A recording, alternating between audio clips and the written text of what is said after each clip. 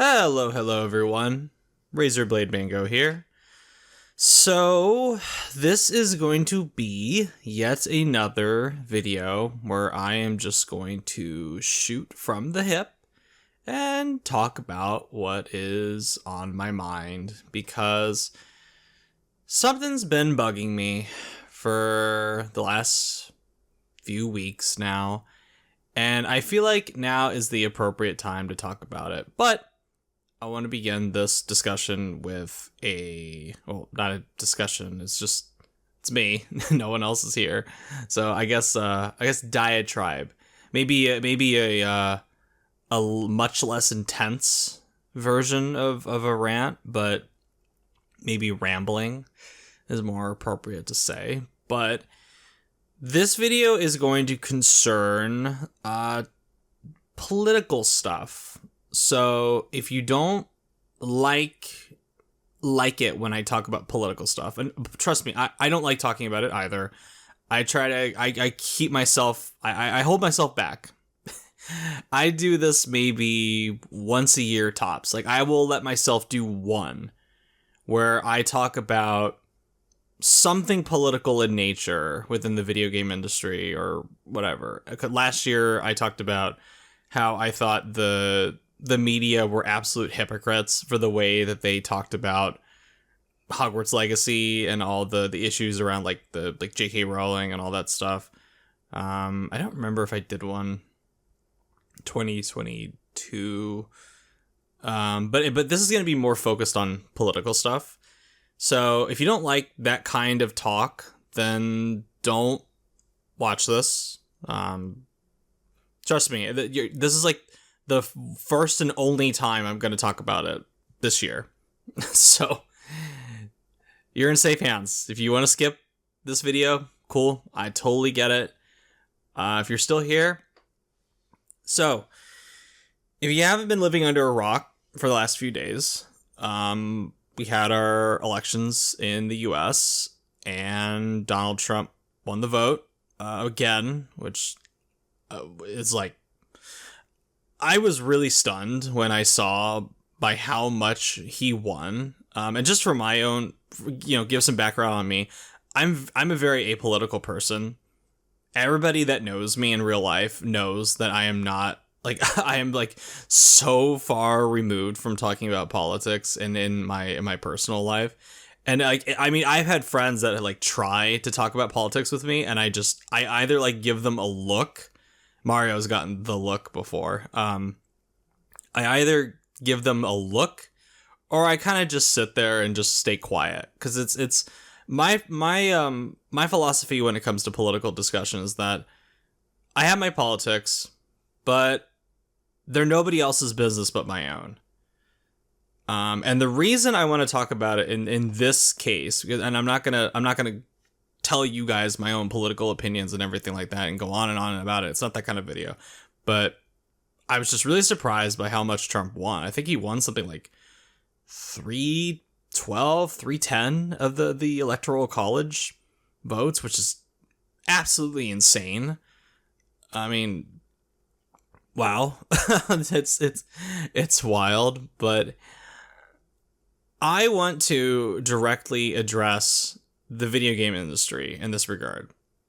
And I directly want to address the within the video game industry, the people that for a very long time have been pushing the mindset of you're either with me or against me. And specifically with this election, I saw a lot of people come out and say things like, I mean, very similar to 2020, 2016, where people come out and they go, if you support da-da-da-da-da, if you support so-and-so, I am drawing my line in the sand. You don't talk to me. You're not my friend. I don't want to know you. And for some people, especially that have big YouTube channels, they drew these hard lines in the sand, and they're like, if you like this person or that person or this thing or that thing, then you are not welcome here.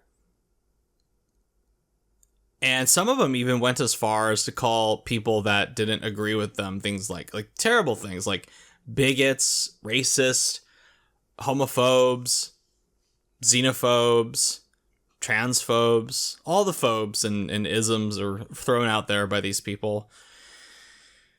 And the group in particular that I want to zero in on is Kinda Funny, which this is not the first time I've talked about Kinda Funny on the channel before. But the TLDR version of my opinion on Kinda Funny is that I think they represent everything that is horribly wrong with mainstream media in the video games industry. I think they are very superficial when it comes to discussing video games. I think they hide behind this really just obnoxious wall of illusion that they're these like progressive, tolerant, hey, happy face, friendly people. And they are really just some of the nastiest, most ignorant people in the video game industry. In particular, what is his name? Tim and Greg Miller, who I think are, especially Greg Miller, I think Kinda Funny is comprised of some of the biggest shills in the industry. Some of the most obviously biased shills in the video game industry. So much so that Greg Miller and one of the other co-hosts on Kinda Funny, like Blessing is his name, they refused to talk about the Insomniac leaks when those happened, when Insomniac Games got hacked at the end of last year, and they refused to talk about them. I wonder why. It can't be because Greg Miller and Blessing have a cameo of sorts in Spider-Man 2, can it? Can't be because Greg Miller has a little shout out in Spider-Man, the first one, right? Can't be that. No. I mean, they were willing to talk about every other leak under the sun, but Insomniac? Oh no. That's not good. And that actually leads me into probably my biggest problem with Kinda Funny, and particularly with Greg Miller specifically. It's one thing for them to come out and be biased and shill for corporations and be sanctimonious. It's another thing entirely for Greg Miller to and his ilk to get up on their little soapboxes and start telling other people that they are not welcomed in their community if they do not believe in the things that they believe. If they don't, and this time around, specifically with this election, Greg Miller went as far as to do official ads, I think, for the Harris, the Harris campaign. And he went on and he was like fully open with endorsing Kamala Harris. He was fully open with being in commercials from the Harris campaign. And he dedicated like multiple shows to talking about the election. I think he even did one like an hour and a half podcast about like, oh, why you should vote for Kamala Harris and what's going to happen if she wins, what's going to happen if she doesn't win, and yada, yada, yada. And not only did he go that far, but then this is the thing too. I don't have a problem. I guess I roll my eyes, but when I see somebody like a celebrity like Greg Miller endorsing a political figure, it's kind of like, ugh, all right, whatever. Like I just roll my eyes and move on with my day. It's another thing entirely, and the reason this video exists is because then Greg Miller and his kind want to get up on their soapboxes and start browbeating people that don't agree with them, that start doing this hard line in the sand about how, oh, well, if you're not with me, then you're my enemy. And like, oh, if you don't agree with my political beliefs and my political candidate, then don't come to my channel. You know, we're not friends. You know, you're not a best friend, or whatever stupid moniker they have for their fans. It's kind of funny. But it's just, that's what annoys me more. Because I cannot stand people. And I know people in real life who are like this, unfortunately. I wish they weren't, There's some people I love very dearly that behave like this, unfortunately. But I cannot stand people who, when it comes to their political beliefs or any kind of belief like this, draw these hard lines in the sand and start lecturing other people what like oh, they're the problem. If you don't agree with me, you're the problem. Now, you know who thinks like that? Children. Children think like this. And I think Greg Miller is a fucking child. I really do. I think that man is, he behaves like a child. Whenever he's doing one of his like fake happy personas, he always just behaves like a child on his live streams. But then when he has to get his little big boy pants on and start talking politics, his politics are about as shallow as a puddle. His platitudes ring about as hollow as a fucking tin can, as an empty tin can. And he comes across as like the most obnoxious bitch possible.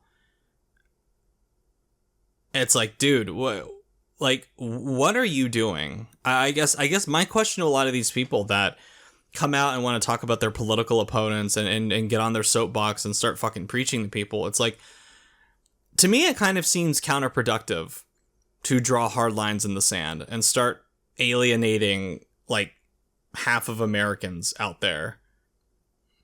It seems very counterproductive to what you want to do. It seems like you just want to appeal to people that already agree with you. So, and then you want to reach out to people that aren't decided yet, but your method of doing it is just so overblown and obnoxious that it's going to turn off a lot of people, especially people like me, again, who are very apolitical, but I can't stand it when being lectured to. It's like, dude, I didn't do anything wrong. Why are you getting on your soapbox and preaching to me about this? I didn't fucking do anything. I'm not racist. I'm not a bigot. I don't hate trans people. Like, why are you getting on your soapbox and lecturing me about this? It's like, yeah, well done on getting me to agree with your political opponents when you can't even take another worldview that, again, half of America has, or actually the majority of America seems to have after this election. But no, can't have that. They're wrong. Can't have that. Absolutely wrong. So I just find this whole thing just so annoying, and what's so interesting to me about people like Greg Miller and people like Kinda Funny in general is that when something like this happens where they lose, and they lost big in this election, like big, some manner of self-reflection I think is due, because if I were them, and maybe I'm just too mature for modern video game journalists and people like Greg Miller, like shills like him, political, not only like game shills, but political shills now, like Greg Miller, I would take a good hard look at myself in the mirror and wonder, what could I have done better? I would do a serious postmortem about what went wrong here. Why did over half of Americans reject apparently something I thought was like the gospel truth and did not agree with me? But the problem is they're not going to. And what's going to happen is you're going to start seeing, especially when it comes to video games, and this is already happening with things like fucking Dragon Age the Veilguard with its obnoxious fucking ham-fisted political writing in there. You're going to see it more now, where a lot of people are going to get so upset by the results of this election that they're going to take out their rage in video games. They're going to self-insert themselves even more and start going on a warpath with their with their keyboards. They can't do anything in real life, but oh, you bet they're gonna shove their ham-fisted political beliefs into every fucking series imaginable out there. I wouldn't be surprised if in Kingdom Hearts 4, if Sora had to fight a Trump Heartless at some point. I wouldn't be surprised. That's Japan, so but I don't know. Probably not that far, but you get my point. These people just lack any kind of self introspection at all. They just lack any kind of self-awareness. So, and rather than, being upset and getting on their keyboard and going on Twitter and TikTok and having their fucking meltdowns, I would just ask themselves, if I were to sit in front of Greg Miller, I would ask him, like, what do you think went wrong?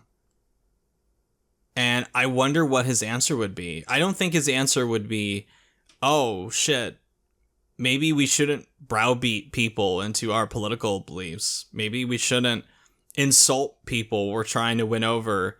Maybe, just maybe, not everybody in the world agrees with us, in our little, very isolated little thought bubble that is Los Angeles, California. I mean, hell, even like I live in Southern California, and LA to me is like, it might as well be another country for me. And I live like about an hour away from it. LA is for people who don't live in California, for who don't live in the United States that listen to this, LA is a weird fucking area. LA is very strange. It's like, it might as well be like another planet to me. But unfortunately, the people that think and behave in this way all are like trapped in this little bubble of toxic positivity that they call LA and the LA gaming industry.